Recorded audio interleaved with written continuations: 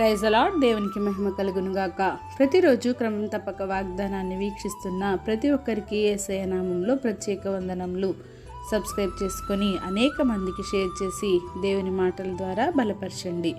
ఈ దినమునకై ఏర్పాటు చేయబడిన దేవుని వాగ్దానము మొదటి రాజుల గ్రంథము 18వ అధ్యాయము 21వ వచనము. ఎన్నాళ్ళ వరకు మీరు రెండు తలంపుల మధ్య తడబడుతూ ఉంటారు? How long హ్యాల్ he between two opinions? ఏలియా గారు ఒక గొప్ప ప్రవక్త. ఆయన దేవునికి ప్రార్థిస్తే ఎన్నో అద్భుతాలు జరిగాయి. ఆయన ప్రార్థిస్తే అగ్ని కురిసింది, వర్షం కురిసింది. అంత గొప్ప ప్రవక్త. తన ప్రజలైన ఇశ్రాయేలీలు దారి తొలగారు.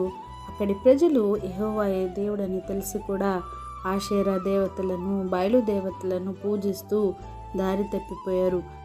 అందుకు ఏలియా, యెహోవా ప్రవక్తనైన నేను బయలు ప్రవక్తులు అయిన 450 మందితో కర్మేలు పర్వతంపై ఒక ప్రకటన చేశాడు.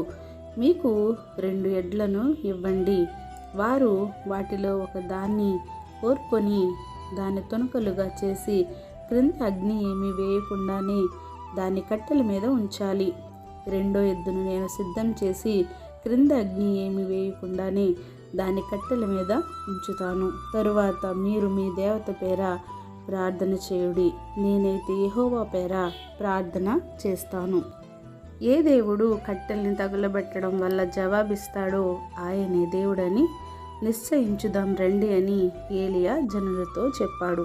వారు అంగీకరించినప్పుడు, మీరు చాలామంది ఉన్నారు కనుక మీరే మొదట ఒక ఎద్దును కోరుకుని మీ దేవతకు ప్రార్థన చేయండి.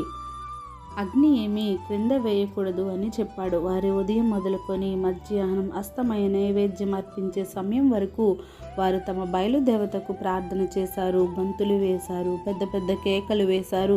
రక్తం కారే వరకు ఆయుధాలతో తమ దేహాల్ని కోసుకున్నారు.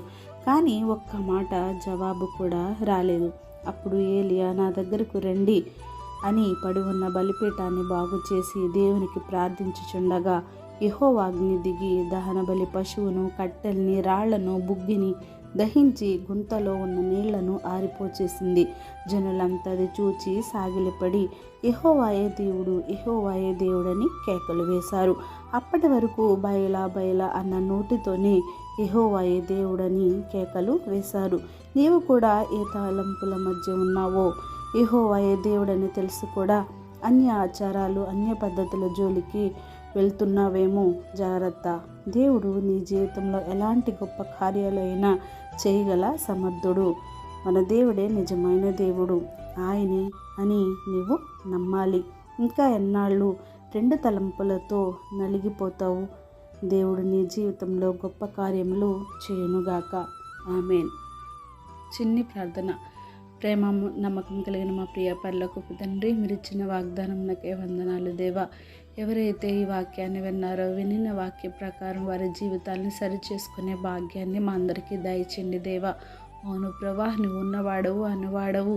నేనా యెహోవాయే దేవుడు, ఒక్కడే దేవుడు అని మేమందరం గుర్తెరిగినైనా నీకు సాగిలిపడి పూజించి మీకు నమస్కరించి మిమ్మల్ని ఆరాధించే భాగ్యం మా అందరికీ దయచేయండి.